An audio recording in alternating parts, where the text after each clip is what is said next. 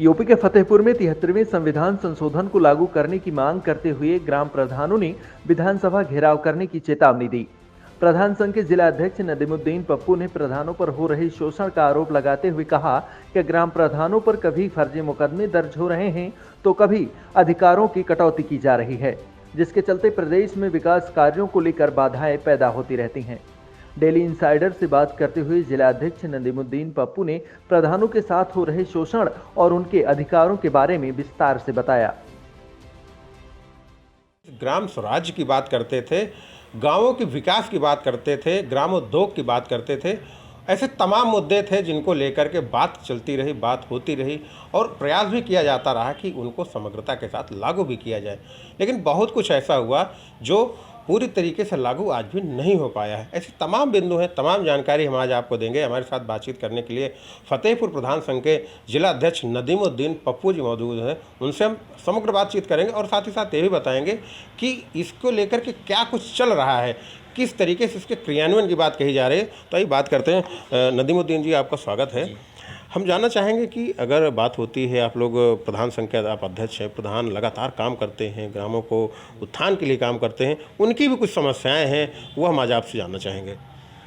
मैं पत्रकार साहब, मैं आपको बताना चाहता हूं कि ग्राम प्रधानों की समस्याएं आए दिन बनी रहती हैं। जब से हम भी अभी इस पंचवर्षीय में जब से ग्राम प्रधान निर्वाचित हुए, उनके लगातार अधिकारों में कटौती हो रही है, उनके अधिकार छीने जा रहे हैं, उत्पीड़न हो रहा है, फर्जी मुकदमे प्रधानों के खिलाफ लिखे जा रहे हैं, जिसकी लड़ाई हम जिला स्तर में तो लड़ते ही रहते हैं। अभी हमारे प्रदेश संगठन द्वारा, राष्ट्रीय संगठन द्वारा आह्वान किया गया, जिसमें हम लोग प्रदेश में लखनऊ में रमाबाई मैदान गए। वहाँ पे हमारी पंचायत अधिकार महारैली थी, जिसमें सरकार के एक मंत्री थे जिन स्वामी प्रसाद मौर्य जी ने, उन्होंने कहा कि हम आएंगे, आपकी मांगों को सुनेंगे, लेकिन वो नहीं आए। किस कारण नहीं आए, क्या डर उनके दिल में था कि ग्राम प्रधान आक्रोशित है, कहीं ऐसी कोई वो हो न जाए घटना, जैसे पूर्व में एक बार हो चुकी है। हाँ, मुख्य सचिव जी को ग्राम प्रधानों ने घेर लिया था मानदेय को लेके। ये कब की घटना है? ये पिछले पंचवर्षीय में थी, वही करीब 3 साल हो रहे हैं, लेकिन उसमें कुछ हुआ नहीं। लेकिन प्रधानों के खिलाफ मुकदमे लिखे गए, उसमें काफ़ी डंडेबाजी हुई, काफ़ी प्रधान चुटेल हुए थे। नदीमुद्दीन जी, एक चीज़ आप बताइए कि 73वें संशोधन की बात कही जाती है कि प्रधानों को 73वें संशोधन के अंतर्गत जितने अधिकार हैं वो अधिकार मिल सके, ताकि ग्रामीणों क्षेत्रों का समग्र विकास हो और प्रधानों के अधिकारों में बढ़ोतरी हो। तो ये 73वां संविधान संशोधन आखिरकार है क्या? मैं आपको बता देता हूँ। 73वां संविधान संशोधन श्री राजीव गांधी जी ने पंचायती राज व्यवस्था लागू की थी, जो 73वां संविधान संशोधन था। उसमें एक पॉइंट ये दे दिया था, अगर 73वां संविधान संशोधन, पहले मैं बता देता हूँ कि अगर 73वां संविधान संशोधन पूरी तरह से लागू कर दिया जाए तो जो ग्राम प्रधान होगा वो ग्राम पंचायत का मुख्यमंत्री हो जाएगा। बिना ग्राम प्रधान के ग्राम पंचायत की सीमा के अंदर किसी तरह का हस्तक्षेप खत्म कर दिया जाएगा, चाहे वो पुलिस द्वारा हो, चाहे किसी विभाग द्वारा। कोई भी निर्माण कराना होगा तो बिना ग्राम पंचायत की लिखित अनुमति के बिना नहीं करा सकते। कोई भी प्रवेश नहीं कर सकता बिना ग्राम पंचायत के मुख्यमंत्री के द्वारा, मतलब प्रधान द्वारा। इसको 73वां संविधान संशोधन ये है। उसकी व्यवस्था को लागू कराने की लड़ाई हम लोग शुरू से लड़ते रहे राष्ट्रीय स्तर से। उसमें 73वां संविधान संशोधन में था कि इसको लागू किया जाए, लेकिन राज्य सरकार चाहे तो, एक शब्द जोड़ दिया। हाँ, वो इंग्लिश में है, मोस्ट भी करके कर दिया कि चाहे तो राज्य सरकार कोई भी हो, वो नहीं चाहती कि ग्राम प्रधान गांव का मुख्यमंत्री रहे। इसीलिए आए दिन अधिकार छीने जाते हैं। शिक्षा विभाग में सीएमसी का खाता नया खोल दिया, ग्राम प्रधानों से अधिकार ले लिया। पंचायत सहायक नियुक्त कर दिया जा रहा है, उसमें ग्राम प्रधान अपने विकास के आए हुए धन से, जो थोड़ा थोड़ा धन आता है उसको भी मानदेय हो उसमें चला जाएगा। एक शौचालय के लिए टेकर नियुक्त कर दिया, रख रखाव का पैसा दे दिया, जो ग्राम पंचायत का अधिकार था। अभी तक ग्राम पंचायत का प्रधान उसकी से वो सब करता था, रख रखाव की सारी जिम्मेदारी ग्राम प्रधान को थी। लेकिन सबसे सामुदायिक शौचालय ग्राम पंचायत द्वारा बना दिया गया, एक केयर टेकर नियुक्त किया गया, उसको 6,000 रुपये मानदेय दीजिए, 3,000 रुपये रख रखाव को उसको दीजिए।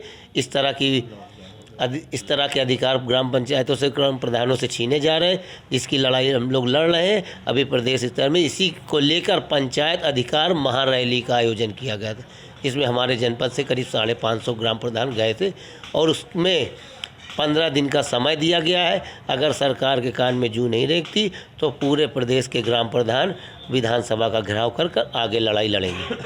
अच्छा, एक चीज़ और भी आती है बात, आपने कही हम विधानसभा का घेराव करेंगे। ये एक लंबी प्रक्रिया चली आ रही है, एक लंबे समय से बात कही जा रही है। 73वां संविधान संशोधन आज का नहीं है, एक काफ़ी समय पुराना संशोधन, लेकिन आज तक इस पर क्रियान्वयन नहीं हुआ। तो इसके क्रियान्वयन के लिए भी कहीं बातचीत निकल के आई कि आखिरकार इसके जो अधिकारी होंगे या जो भी व्यक्ति होगा जिम्मेदार होगा, उस पर भी कोई कार्रवाई की बात कही जा रही हो, या अभी तक चीज़ें नहीं हो पा रही तो इसके पहले भी अभियान चले। तो ये सब चीज़ें क्या राष्ट्रीय स्तर पर भी कोई उठाने की बातचीत कोई चल रही है? राष्ट्रीय स्तर में पूर्व में हम लोग जंतर मंतर दिल्ली गए थे, वहाँ पे भी हम लोगों की मीटिंग आई। वहाँ पे दिल्ली की मुख्यमंत्री और भी बहुत से राष्ट्रीय स्तर के नेता भी थे, लेकिन वहाँ भी हमारा लोगों का कोई वो नहीं हुआ। मैं खुद गया था स्वयं फतेहपुर जनपद की ओर से, सारे जनपदों को प्रधान नहीं बुलाया, अध्यक्ष नहीं बुलाया गया था, लेकिन मुझे बुलाया गया था, तो मैं अपनी टीम के साथ गया था, लेकिन वहाँ भी कोई वो नहीं हुआ। मेन चीज़ है कि 73वां संविधान संशोधन सरकार इसलिए नहीं लागू कराना चाहती। देखिए, ग्राम पंचायत की तो जांच आसानी से करा सकते हैं, विधायक और सांसद की जांच कराने वाला कोई नहीं है। ठीक, सब कुछ उन्हीं को करना है। जिस दिन 73वां संविधान संशोधन लागू हो गया, ग्राम पंचायत में ग्राम प्रधान गांव का मुख्यमंत्री हो जाएगा, इन सारे लोगों के काम रुक जाएंगे। ये लोग जो अपना कमीशन लेके काम दे देते हैं बिना ग्राम पंचायत के, जब काम नहीं होगा अनुमति के, तो सीधा सा फंडा है कि इनको ग्राम प्रधान को भी देखना पड़ेगा, ग्राम प्रधान को विकास का सहभागी बनाना पड़ेगा। इसलिए सरकारें चाहती हैं कि 73वां संविधान संशोधन ना लागू हो। प्रधान बराबर लड़ाई लड़ते रहते हैं, लेकिन कोई सुनाई इसी कारणवश नहीं होती। कहीं ना कहीं कमीशन खोरी, भ्रष्टाचार की भी वजह है इसको लागू ना होने देना। नदीमुद्दीन जी, एक चीज़ और भी जानेंगे। एक और मार्ग बंद हम लोगों के पास है, हम लोगों के पास बचता है कि हम लोग न्यायालय का दरवाज़ा खटखटाएं। क्या न्यायालय का दरवाजा अभी तक खटखटाया गया? देखिए, न्यायपालिका पर तो भरोसा सभी को है, लेकिन कई बार कोशिश की गई, इसकी तो हमारी रीट भी दायर है, लेकिन बहुत लंबे समय तक इसकी प्रक्रिया चलती रहती है। बहुत ज़्यादा वो नहीं, 5 साल के अल्पावधि का चुनाव होता है, हम लोगों को 5 साल का कार्यकाल होता है। सर प्रधान बदल गया, फिर दूसरी वो हो गई, तो इसलिए बहुत ही स्टैंड नहीं हो पाता इसी चीज़ों का। और ग्राम प्रधान संगठन के लिए प्रधान होना भी ज़रूरी होता है, संगठन चलाना है, तो कहीं ना कहीं ये सब दिक्कतें आती है इस लड़ाई को आगे बढ़ाने में। 5 साल तक तो लड़ लेते हैं, लेकिन 5 साल बाद दिक्कतें होती है। मैं 15वां साल मेरा इस बार है, तीसरी बार प्रधान हूँ, इसलिए मैं बराबर प्रधानों की लड़ाई लड़ रहा हूँ, तो मुझे अनुभव है इस चीज़ का। बिल्कुल सही चीज़ है। अभी तक जो बातचीत हुई, इस पे निकल के आया कि ऐसे तमाम दिक्कतें चल रही हैं जिसके कारण प्रधानों को उनका अधिकार नहीं मिल पा रहा है। आपको बता दें कि फतेहपुर में 834 ग्राम पंचायतें हैं और वहाँ पर एक जगह बात नहीं कर रहे हैं, लगभग हर जगह यही स्थिति है। और ये केवल यही कि नहीं, पूरे प्रदेश की और पूरे देश की स्थिति है कि प्रधानों के अधिकारों में लगातार कटौती होती जा रही है। और जिलाध्यक्ष का ये भी कहना है कि हम इसको आगे लगातार लेके जाएंगे, लगातार अपनी बात रखेंगे। अब इन तमाम बिंदुओं पर बातचीत करने के बाद ये पता जरूर चल रहा है कि आने वाले दिनों में इस पर किस तरीके से काम होता है, सरकार क्या करती है, न्यायपालिका के पास भी इन लोगों की रेट लगी हुई है। तो कुल मिला के अगर देखी जाए, अगर इस पर एक बेहतर चीज़ कुछ निकल के आती है, प्रधानों के अगर अधिकार बढ़ते हैं, तो कहीं ना कहीं काम करने का तरीका भी बदलता है और चीज़ें भी बदलती हैं।